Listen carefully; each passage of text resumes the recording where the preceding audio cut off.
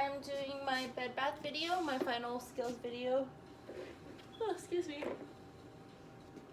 I would first start by verifying my doctor's orders. Once I did that, I'm also looking at my patient's chart to if there's anything that will interfere with me giving them a bath, any open lesions, any thing I need to avoid. So I've looked at my patient's chart. I want to introduce myself when I go into the room. Hi, my name is Sarah. Can you give me your first and last name and your date of birth? Okay. Want to make sure my patient doesn't have any allergies, specifically to any soaps or lotions, so we can avoid those.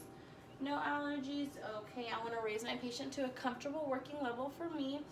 I also want to make sure I get the consent from my patient to go ahead and do the bath.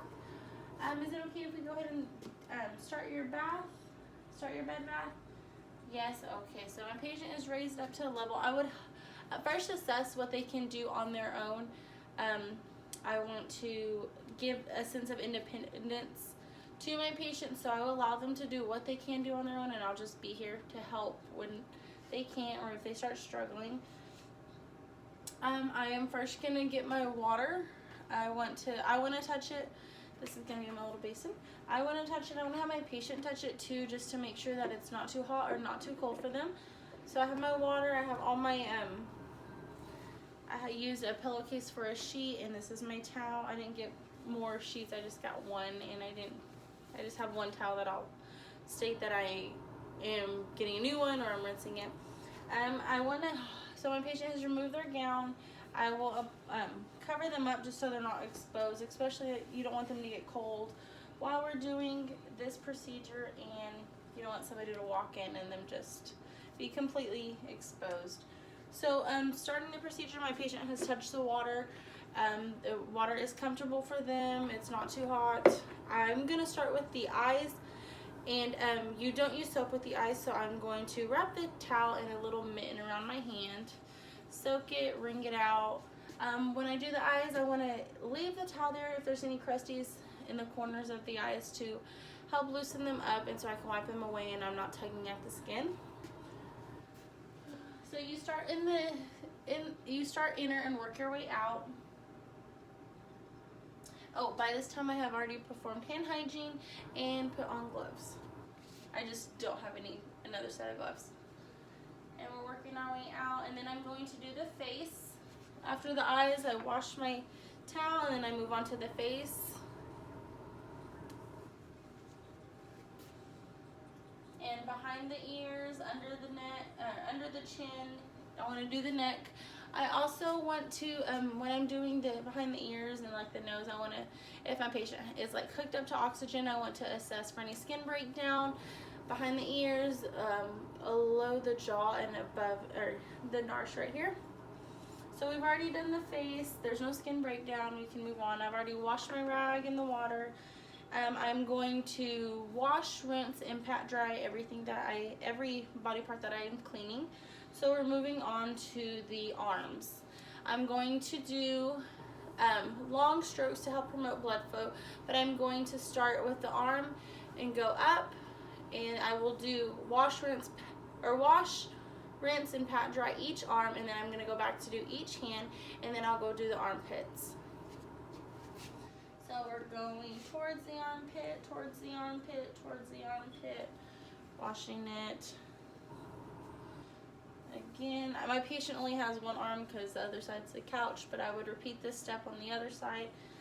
So washing it, washing it, washing it, changing my towel. Each stroke I want to change to a different position of my towel, so I'm not taking that dirt or that bacteria along the whole arm everywhere, just moving it around.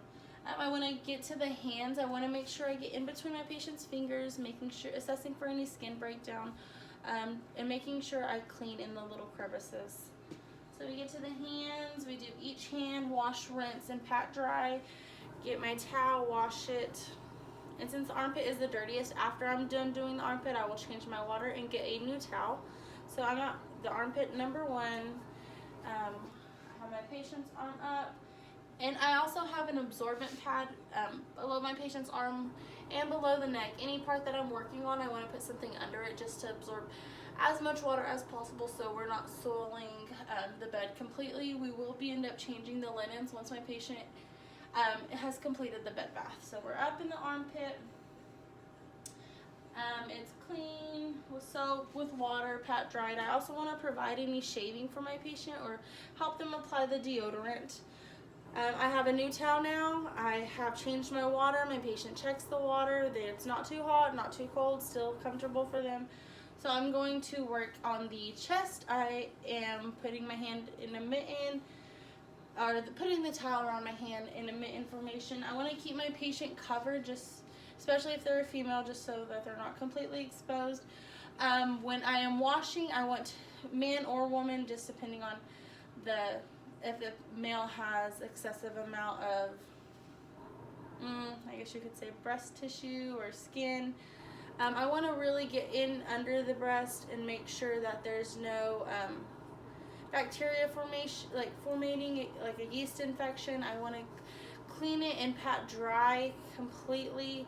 I'm assessing for any lesions. I'm assessing for any cyst under the skin, so I'm going to do that. My patient is covered. I want to just pick the breast up with one hand and just clean under it like that. I don't know if you can see from over there. So I'm picking the breast up and I'm just cleaning under it, both breasts, and I want to make sure my patient's covered. Again, I will change the water after I do each breast and change the position of the towel when I'm stroking it. We move on to the abdomen. Again, my patient's still covered. I have washed and rinsed the towel out. We are going to wash it with soap. Wash, rinse, and pat dry. We'll do the abdomen. I'm avoiding any open incisions that my patient might have. Again, like on the arm, if they had an IV, I would disconnect it, but I would make sure that I'm avoiding it, not ripping it out or tearing any other cords that my patient might, any other tubings or machines that my patient might be connected to. So I've done the abdomen. Single strokes, I want to change the position of my towel each time I do it. Wash my towel out, cover my patient again. We are moving on to the legs.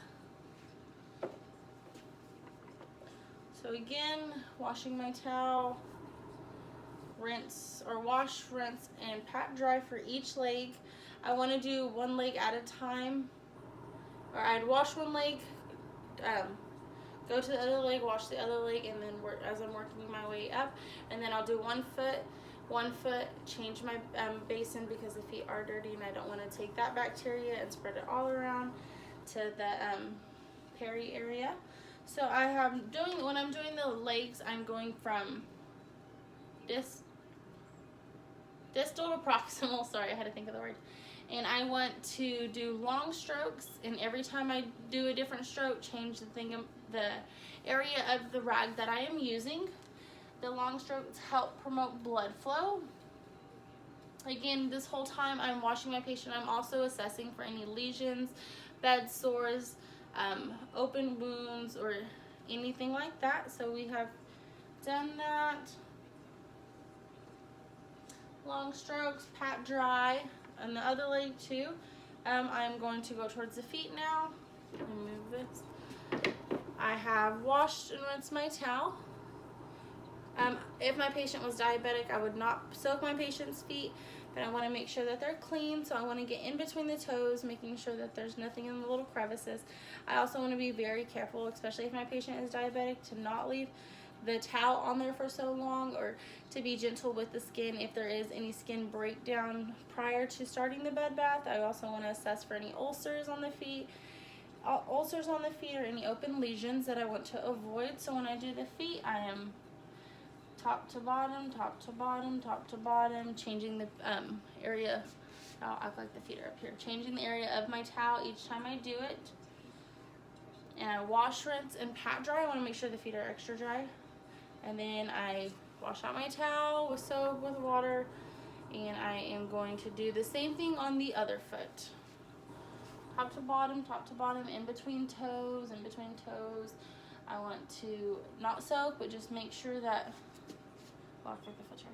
Make sure that the foot is clean and there's no dirt in between. After I do the feet, I'm going to change the water in my pan, get a new towel. Again, my patient is going to touch the water, make sure it's not too hot. It's not. So now we are going to, if my patient can, roll over on their side.